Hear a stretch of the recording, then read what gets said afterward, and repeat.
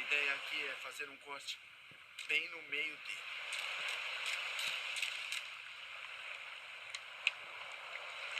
Prontinho.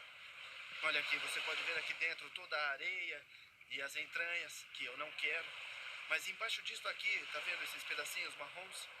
Tudo isso aqui são ovos de ouriço do mar.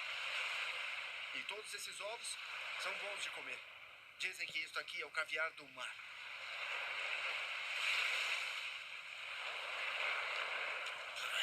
Puxa, parece mais cocô de bebê e não caviar. Mas é uma boa fonte de energia, proteínas e nutrientes. Dá uma injeção de energia, mas a água continua sendo o meu maior desafio. Não importa quanta água da chuva eu tenha conseguido coletar, ela não vai durar muito.